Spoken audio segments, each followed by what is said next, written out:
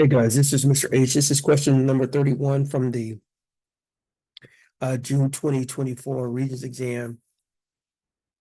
This is a 4-point question. Basically, they've given us two functions, and they want us to graph these functions on the graph paper, and then they want us to state the coordinates of the solution. So basically what we're going to do is we're going to graph these as functions. We're going to plot the points, and then we're going to find the intersections, and we're going to list those coordinates, and that's how we're going to get our 4 points. So let's look at this. The first equation, or first function, is a quadratic. It's going to be a smiling quadratic. The second one is a linear function. And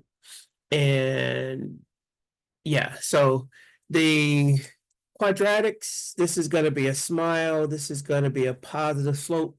We need about 2 points from the linear, and for this one, we need about 5 points.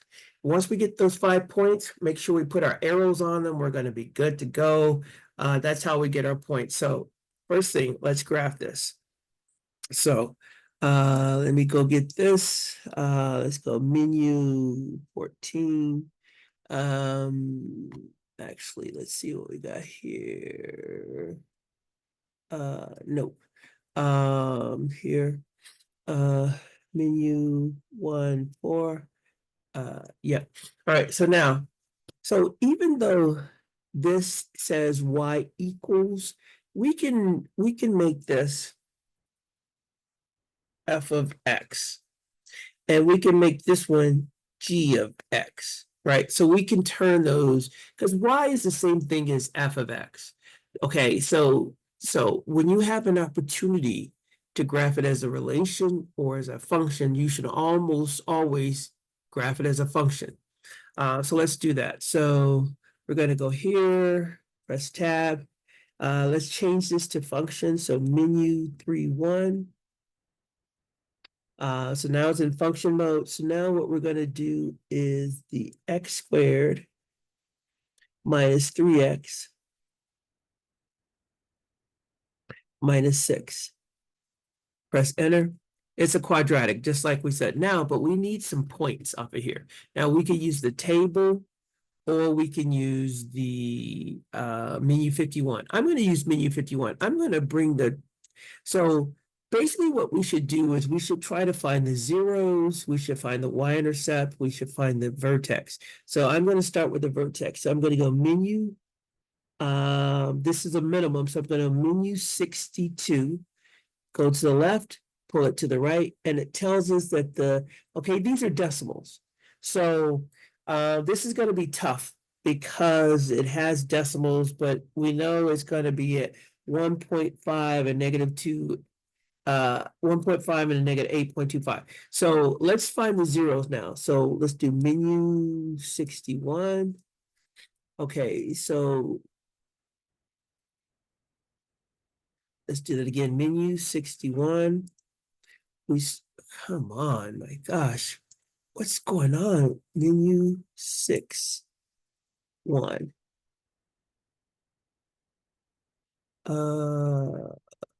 Lower bound.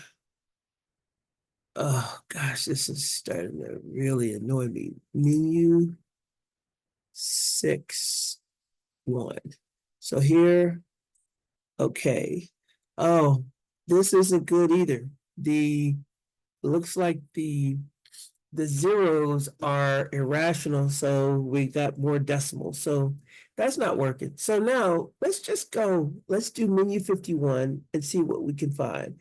Okay, so I'm gonna put in 0, and let's see, the y-intercept is 0, -6. So that's 1 point. All this work I'm doing, and I only came up with 1 point. So that's 0, -6. So let's go to the page, and let's go 0, -6. That's blue. So we're gonna go 1, 2, 3, 4, 5, 6. Put a point there. Now let's see what else we can do. Let's go here and let's put in a 1. Let's see what we get. So 1 and -8. So there's another point that we can plot. So we got 1, -8 would be there. The vertex was a 1.5, so I can use the symmetry. That point is a little large, so let's make it a little smaller. I know I'm going to have a point here, and then I should have a point here as well, right? And then let's see, let's get a couple more points. So what I'm going to do is let's put in 4. So 4, -2, so I can go here and I can do 4, 1, 2, 3, 4, -2 is going to be here. So that means I'm going to have another point using the symmetry. And I know oops, that's too large. I know my point is going to be something like that. So I could take this and I can go up like this, and I can do the same thing for this. Now, let's go and let's look at the next one. It's y equals x minus 1. So if I go back to the calculator, press tab, this is going to be x minus 1. Press enter. All right. I just need a couple points. Well, one of the things I want to do is I want to find the intersections. So here is one intersection. It's at a -1, 2, which I have. And then let's find the other one. Let me pull this down just a little bit. Going to be menu 64 again. 6, 6. Menu 6, 4. Menu 64.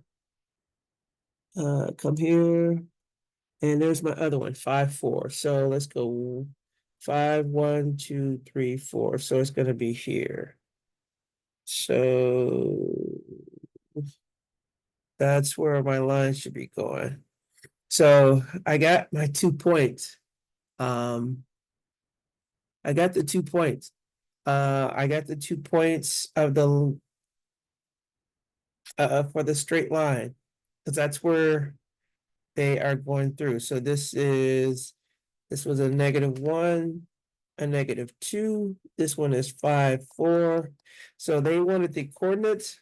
That's what we got. -1, -2, and 5, 4. So that's 2 points.